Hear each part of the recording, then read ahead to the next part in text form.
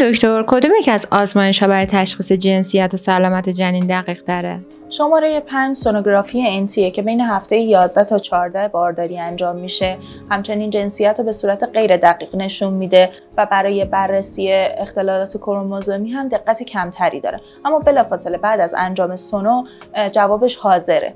شماره 4 آزمایش غربالگری 3 ماهه اوله که جنسیت رو نشون نمیده و برای بررسی اختلالات کروموزومی و برخی از اختلالات ساختاری جنین به کار میره. جوابش 1 روزه آماده است. آزمایش شماره 3 آزمایش تعیین جنسیته که فقط جنسیت جنینتون رو با دقت 99% بعد از هفته 10 بارداری بررسی میکنه و جوابش طی 5 تا 7 روز کاری آماده میشه. شماره 2 آزمایش NIPT که با دقت 95 تا 97% جنسیت جنین رو مشخص میکنه و همچنین با دقت 98 تا 99% تریزومی های 13، 18، 21 و سایر کروموزوم ها رو بررسی میکنه و جوابدهی اون بین 10 تا 20 روز کاریه. و در نهایت شماره 1 آزمایش آمینوسنتز 100% جنسیت جنین رو مشخص میکنه و تشخیص قطعی بیماری های کروموزومی هم انجام میده.